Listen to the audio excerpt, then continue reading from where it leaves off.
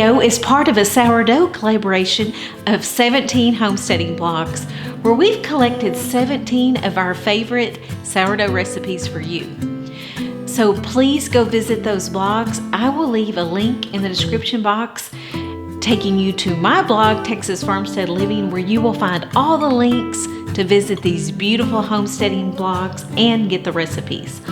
Also, several of us have YouTube channels, and we've created videos that are featuring our sourdough recipe. Thank you for watching and enjoy!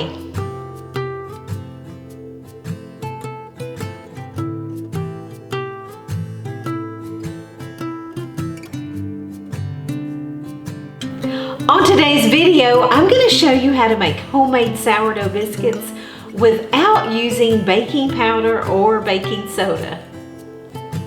A few weeks ago during the Texas winter storm, Mr. Rueffer and I hurriedly moved to Farmstead house, our off-grid home that is located on our farm.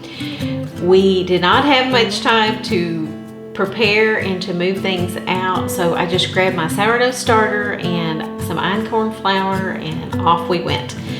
We were there and we didn't have our baking powder or baking soda, so I decided I would just do what the pioneer women in the 1870s that may have lived in this very home would have done, and I just made do with what I had.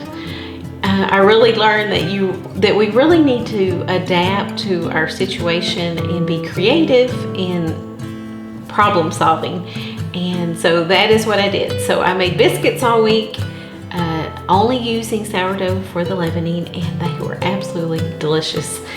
So I'm going to share that recipe with you today.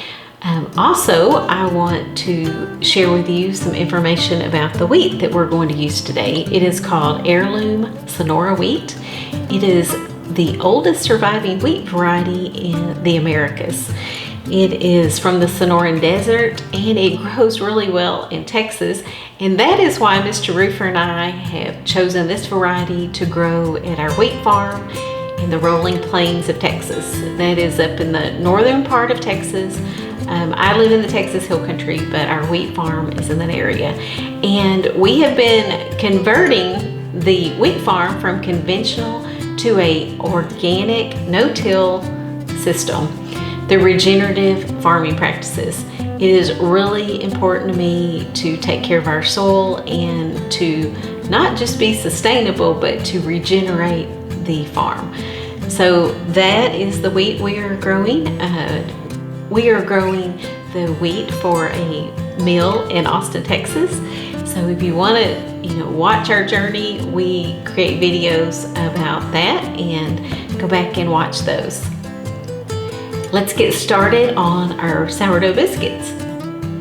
The morning of bake day, I take my sourdough starter out of the refrigerator and I feed it 1/4 cup of filtered water and a scant 1/2 cup of flour. Then I set it aside. I put a rubber band on it so I can see when it's doubled, or I do the float test to make sure that it's really active, but it usually will take anywhere from 4 to 10 hours to become active, depending on your ambient temperature. I usually start my sourdough biscuit recipe anywhere from 5 p.m. to 8 p.m. in the evening. So the first thing I do is I put 3/4 cup of whole milk in a measuring pitcher. Then I add 1/2 cup of active sourdough starter, the starter that I had fed this morning, and I mix the milk and the sourdough starter up really well.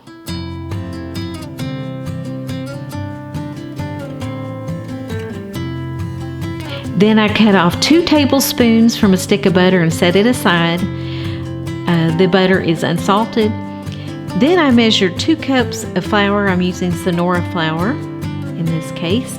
Then I grate the remaining 6 tablespoons of unsalted butter and put it in the bowl with flour and kind of mix it up so the flour will coat the cold unsalted butter. Make sure the butter's cold.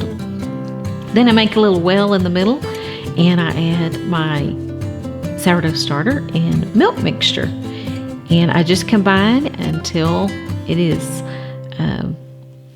mixed. You do not want to over mix biscuit dough.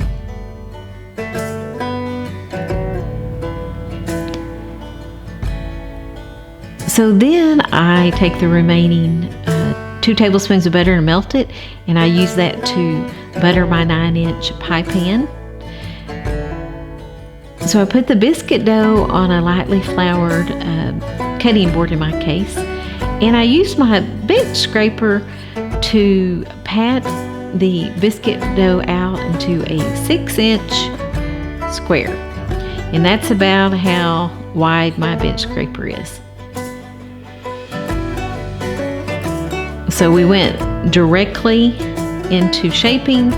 We're going to divide this square in half and put one half on top of the other half, and then we're going to pat it down again into a 6x6 square. And we're going to do this for a total of 4 times, because this is where you get the flaky biscuits.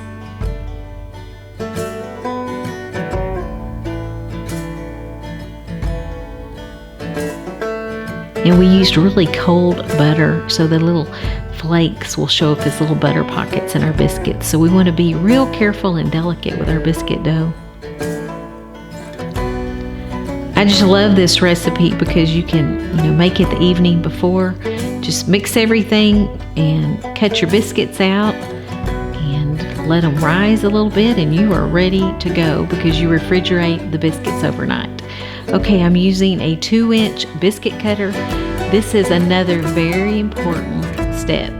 You do not want to twist your biscuit cutter at all. Just go straight down, and that will help you get flaky biscuits.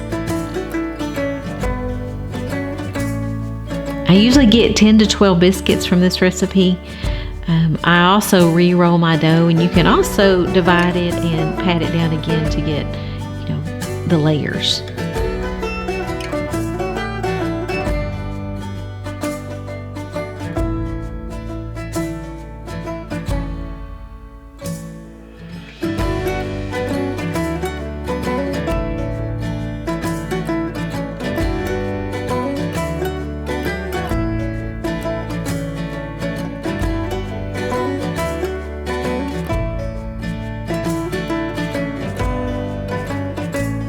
And the next morning, anywhere from 30 minutes to 1 hour before I'm ready to bake, I get them out of the refrigerator and let them rise a little bit.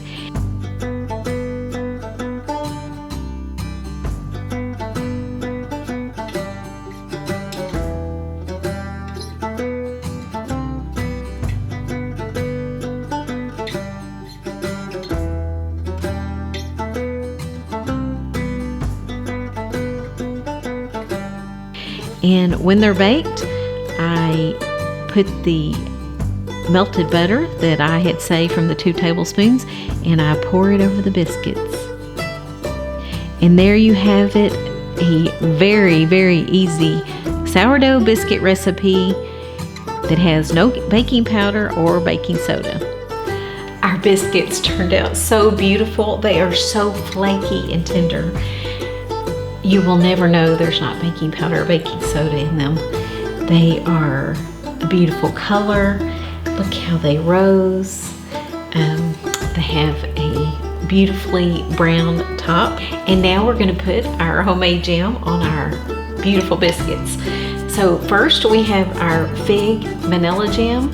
I take figs and simmer it with a vanilla bean, and that is all I do. No added sugar.